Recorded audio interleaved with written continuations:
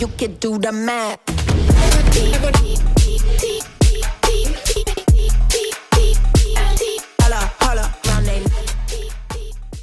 Guys, what a pleasure it is to be here. Affiliate World, thank you so much for inviting us to talk here at the event. Today, we're going to be talking through creative ad scale and how to unlock 1 million per month plus ad spend on Meta. So, for those of you who don't know, my name is Ciaran Finn. This is my business partner, Evan Carroll. What's up, guys? Together, we have a combined 10 plus years of D2C marketing experience, and we've worked with over 200 direct-to-consumer brands at this point together.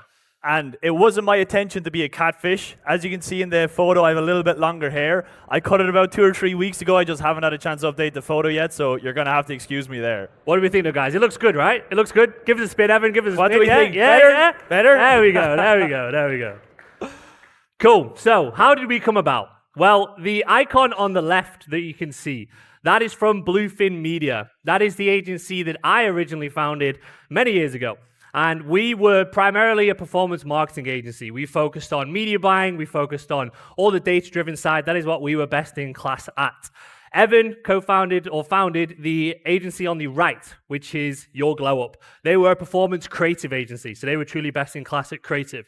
We had the data, we had the media buying, he had the creative. It made too much sense to not merge, so we became Linear. At Linear, we work with 8 and 9-figure direct-to-consumer brands, and we focus on performance creative for them, as well as growth marketing. So you can see on the right some of the brands we've worked with. So a wide range of direct-to-consumer brands. These are all brands that we've produced creative for. Perfect. So before we go into how we can unlock 1 million per month ad spend on Meta, let's actually look like what that actually looks like. Hopefully you guys can see it. This is a screenshot from one of our client ad accounts. Okay, so this client, we started work with them around March time. And this period here is between 18th of April and 18th of May. And over that period, we spent a tad over $200,000 at a 1.81x return on ad spend. And this client, they wanted to scale, they had the product market fit, but they knew creatives were their bottleneck for breaking that glass ceiling of spending $1 million per month and scaling to where they wanted to be, okay? So the next screenshot is only 4 months later. So you can see there up at the top right, it's between 18th of July and 18th of August. And we actually spent over that period over $1 million at a 1.91 ROAS. So that's over 4xing ad spend while increasing profitability. And all of this was using the strategies and the tactics that we're going to bring you through in this presentation. Cool. So let's run through exactly how we do this. So there's a bunch of different things that we're going to be flying through for you guys. So you better listen up. We're going to go quick. So we've got the ad frameworks that we use and how to structure your ads. We have the creative feedback loop. We're going to be talking through creative diversification, hypothesis-driven testing, whitelisting, and then to wrap it all together, the growth team structure to handle this for you. So let's dive into the ad framework. Here you can see a script. So on the left of the script, you can see the ad framework. So this is going down from the hook all the way down to the CTA. There are lots of different types of ad frameworks we can have, but the important thing that we want to do is split them into sections, as you can see here. And what we can do then is tie the script to the part of the section. What we can then do is start to split test different parts of the sections, okay? If we have an ad that's hitting our KPI, only some parts may actually be working well and others might not. And so this is what we want to try and find when we're testing ads, which parts are working and which parts are not, okay? Once we have our ads following the framework like this, where we can split test each different part of it, we can then go through a proper creative feedback loop to improve it each round of creative. So this is the very high level. I'm going to go into each step one by one in a lot more detail, but once we've launched our ads under a framework like this, we can then go into step 1, which is identifying the winners, okay? Which ones are hitting the KPI that we actually want. Then in step 2, we're going to gather the results from them. So which part of the script do we think is performing? Ideally, which is the same between them, because then we can see that. Step 3, we're then going to compare properly so we can see what we need to improve and what we need to change. And then step 4, we're going to take the data from the previous round and build the new ads. And then we're going to go through again and again and again to improve. So let's go deeper in. Step 1, super simple. Don't need to spend too time on this. You will have a hard KPI that you want to hit. For us working with D2C brands, it's going to be ROAS, it's going to be CPA, it's going to be something like that. For other guys in here, it might be cost per lead or whatever, okay? You'll know what this is. You can see on here, the dotted line represents a 2x threshold. Anything above that's a winner, anything below is a loser, okay? Very simple stuff. Step 2, we're going to take those winners and we're going to compare the frameworks between them. So let's say we see that all the winners have the exact same product intro in this case, or they have the exact same way of agitating the problem. It's probably likely these parts are going to be performing well. Where we can, we're going to use data to confirm this as well. So if we take the hook as an example, if we think all the hooks are performing well because they're all the same, we're going to compare those and look at the hook rate. And if we see, cool, the hook rate of those is 40% and the losing hooks have 20% hook rate, then cool, it's probably going to be likely, okay? Step 3, we're then going to build a comparison chart like this. So if we have the chronological order of our script going down the left and we have the ads across the top, we're then going to be able to start to build a comparison table like this, where we are hypothesizing which parts we think are working and which aren't, okay? A really easy example of what we can do when we have this is we can then take a look at ad 1, for example, right? Let's say that ad is getting just below our KPI. So if we want a 2x and this is getting a 1.8, for us to make that ad perform, we don't need to go and test a bunch of random things next month. We don't need to throw spaghetti at the wall and hope something sticks. That's very wasteful in terms of resources and in terms of time. Instead, we know we can take this ad and test it with a bunch of different hooks, 5 hooks, 8 hooks, even 10 hooks, to find a hook that performs well with this ad. If we want as well, we can take inspiration from ad 2 and ad 3 and see if we can leverage something there to improve ad 1 as well. And then step 4, we're taking the information that we've just built in step 3, putting that into a concept, creating multiple variations again of the script, and then we're going again through the process. So if we zoom out again, this is what it looks like. We're constantly going through this feedback loop, okay? So step 1, we're identifying the winners from our ads we've launched. Step 2, we're looking at the scripts and what's similar between them. Step 3, we're building a table where we can pull that data to see what works. And step 4, we're then building new ads based on that data in step 3, okay? We go through this again and again and again and again. The first round we launch are not the ads that take us to $1 million a month in spend. We have to keep going through this. We have to keep compounding learnings on top of each other, making our creative better and better and better, allowing us to scale more and more and more. Perfect. Cheers for that, Ciaran. So Ciaran there told us about taking one concept and pushing it as far as possible. Okay, taking a winning concept and squeezing as much value out of it as we possibly can. Now, there's a few pros and cons to this, okay? Some of the pros. We know it works. It's a safe place for us to scale and spend more. We can see it in the ad account. We can see the data, and it's easily iterated on and built off. And there's less of a chance of us wasting ad spend on it. A few of the cons is that it will eventually stop scaling. So there's only so far you can push a singular concept before it suffers from creative fatigue, dies off, and stops scaling. Another one is that there's a risk that we're become over-aligned on that concept. Let's say if we only focus on pushing one concept as far as it could possibly go, and then we're over-aligned on it in the actual ad account, if that stopped working someday, then it could completely tank the ad account, and that would not be good. And then as well as that, we're only targeting a certain sliver of the total addressable market, okay? More than likely, it's going to be a concept with a single angle, a single avatar, and that's only going to be targeting a very certain sliver of the entire total addressable market who would be interested in buying your products. Because of that, and using this information, 80% of the creatives that we produce are made using the creative feedback loop that Ciaran brought us through, okay?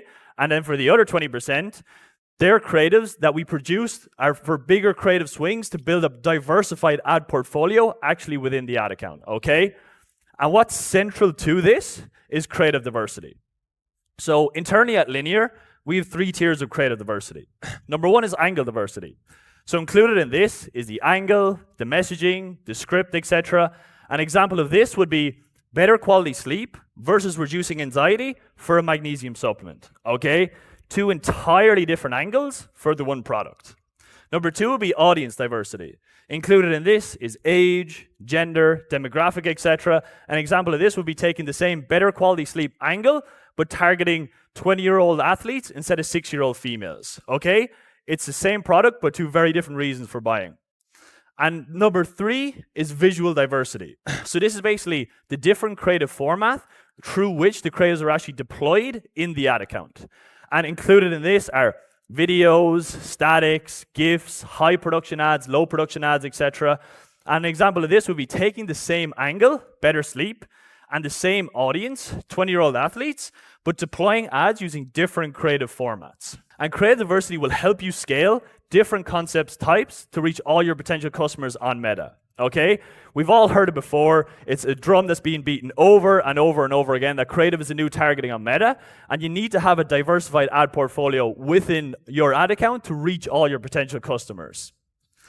Now, when expanding creative diversity, there is a risk that you just do spaghetti on the wall testing, just testing random concepts and wasting ad budget. So it's absolutely critical to be hypothesis driven and strategic when expanding this creative diversity. Now, I know hypothesis is a big, scary word. So in terms of how we define it internally, it's an idea or statement that you want to test to see if it's true or not. And every time we go through a round of content, a round of creative, we come up with hypotheses that we want to test. And then we bank those learnings and apply it to all future creative rounds. So our creative is getting better and better over time, and our hypotheses are becoming more informed. And a great way we like to think about this is to think like a CMO. Okay, so we don't want to focus on testing things that don't have much upside. We want to focus on the tests that have the highest growth potential. So I gave a little bit of an example here, okay? So let's say I own a D2C brand. Our product is clearly for men, but 5% of our orders are coming from women. Well, a logical hypothesis we could come up with, okay, we think these orders are coming from women who are buying them as gifts for a man in their life. So we could build creative around that, test that hypothesis, and if it is proven to be true, we've unlocked that entire female audience, and the growth potential is extremely high for that. Now, another tactic or strategy that we use quite a lot internally that helps us scale and break past that $1 million per month ad spend on Meta is whitelisting. Now, quick question, a quick show of hands. Who here has ever done whitelisting before, has ever whitelisted ads on Meta? I have, Evan. Okay, not too many. Okay, perfect. So what whitelisting is, it's basically running Facebook ads through a third-party page. It's not coming from the brand page, it's coming from an independent third-party source. So if everyone looks at the screen, I have two examples there. On the left is influencer whitelisting. This is basically where we've taken influencer Facebook page, connected it up to our Meta account, and started running the ads through that. And then the one on the right is a third-party page. So this is an independent guide site that we partnered with, connected their page up to the Facebook ad account, and we're running the ads through that. And if everyone looks on the right there, when we get this creative and page combination right, okay, we can see a reduction in CPA of up to 30%. And for anyone who has ever ran ads before, if you reduce CPA by 30%, it'll allow you to scale your budgets a lot, okay? Now, why does whitelisting work? I'm sure everyone here has Instagram, Facebook, uses it every day. Social media users experience ad blindness, okay? And what that means is you're on the feed, you see an ad from Gymshark, you see the little sponsor tag underneath it, your mind just switches off and you just keep scrolling. What whitelisting allows it to do is blend into the organic feed, and it allows us to capture the attention of someone whose attention would otherwise have been lost if it was just a normal brand ad. Another big advantage is that it's not direct selling. So ads that we run through whitelisting pages are very specialized ads, okay? They're not normal ads that you run through a brand page where a brand's saying, hey, this is my product, it's so good, you should buy it. These are very specialized ads where they're coming from a third-party, independent source, and they're saying almost, hey, I checked out these products, they worked for me, I really liked it, I think you should check them out too. So it's a lot more authentic, it's not direct selling, and that's a really important reason for why they work as well. So for anyone who has used influencer whitelisting before, it can be very tricky connecting up the influencer page into the actual ad account. Yep. So that's our link to Leadsy. It's basically an app that we use. It allows influencers to connect up their Facebook pages into our ad account using only one click. So yeah, it's a little gift from us. It'll save you a lot of time in the long run. Cool. So we've been through a lot of theory for you guys. We've given you a lot of strategies. Now it's time to talk about the growth team structure that can tie all this together and implement this for you. So before I dive in, I want you guys to know we've spent a lot of time trying to figure this out, okay? When we say we've tried probably every possible team structure to accomplish this that exists, probably would be an understatement. I mean, guys, Evan, he was talking about his haircut at the start of this presentation. The poor guy, his hair was falling out from the stress of trying to figure this out. But we finally got it. You did a great job, and here we are, okay? So blood, sweat, and tears went into it. Yeah, a lot of blood, sweat, and tears, okay? And the other thing to know is this is not a one-size-fits-all, okay? This isn't the gospel of what this should look like. Every business will have a slightly different structure. Even last night, my friend Alex, who's the head of growth at Loop Earplugs, I don't know if he's in the crowd here. There he is. What's up, Alex? We were talking last night, and he was saying, cool, his structure is slightly different. Sure, there are a lot of similarities, but what works for him works, and what works for us also works, okay? There are nuances between them. And so let's go through. At the top, we have our head of growth and head of creative. These guys operate in a dual combo, if you want to call it that. They both fill a very unique, specific role in the structure. On the right, we have our production team.